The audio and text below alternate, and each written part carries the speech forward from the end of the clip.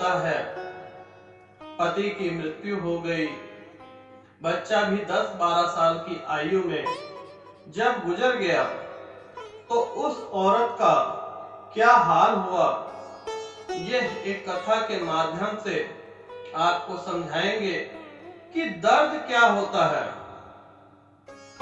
जब उसे सत्य की राह पे चलना पड़ा तो दर्द वह अपना भूल जाती है। कथा इस प्रकार से है कि एक औरत का बच्चा 10-12 साल का था और अचानक उसकी मृत्यु हो जाती है। मृत्यु से वह इतना भयभीत हो जाती है, उसको कुछ समझ ही नहीं आता कि मेरा बालक जीवित है या मृत। वह इस भ्रम में जीती है कि मेरा बालक मरा नहीं है, जीवित है और यह कल को खेलेगा, कूदेगा और मस्ती करेगा। इसी भ्रम में वह 1 हफ्ते तक जिस प्रकार से बंदर और कांगरू अपने बच्चे को संभाल के रखते हैं, उसी प्रकार से उस महिला ने अपने बच्चे को सीने से लगा के रखा कि अगर मैंने इसे छोड़ दिया तो गांव वाले इसे जला देंगे। इसलिए 1 हफ्ते तक उसने अपने सीने से लगा के रखा।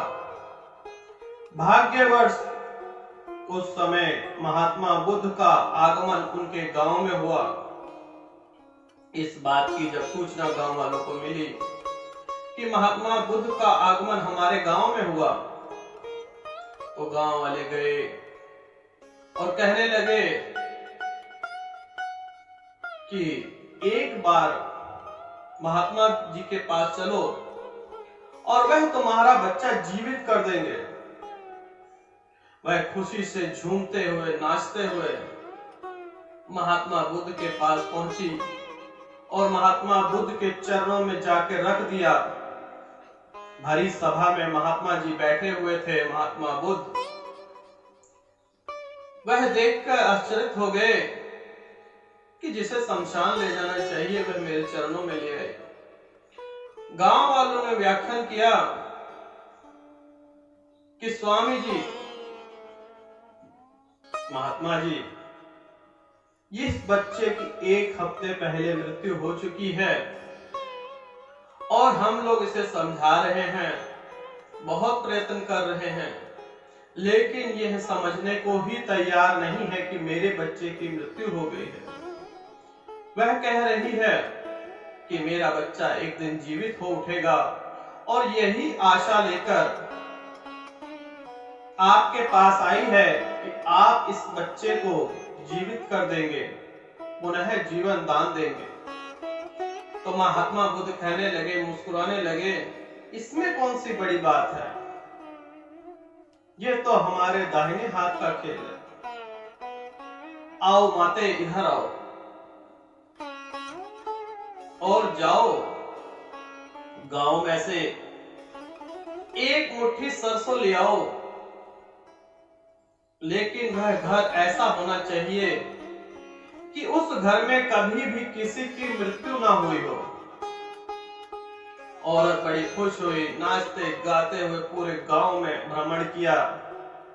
जिस भी द्वार गई वहां पे उसके पिताजी, माताजी, बहन जी, दादा, दादी, नाना, नानी, किसी ना किसी इंसान की, किसी जानवर की या किसी पंछी की मृत्यु हुई। ऐसा घर कोई भी न मिला जिसमें जीवन में कभी मृत्यु ना हुई। पूरे गांव में भ्रमण कर लिया, लेकिन 1 मुट्ठी सरसों न मिली। सभी ने कहा कि मैंने पुत्र खोया, मैंने अपना पति खोया, मैंने अपना बेटा खोया, मैंने अपने दादा दादी खोए। पूरे गांव में भ्रमण करने के बाद उसे 1 मुट्ठी सरसों न मिली, फिर भी वह नाचते गाते हुए आई। लेकिन पहले नाचने का अर्थ था कि पुत्र जीवित हो जाएगा, लेकिन अब नाचने का अर्थ यह है कि उसे सत्य की खोज हो गई।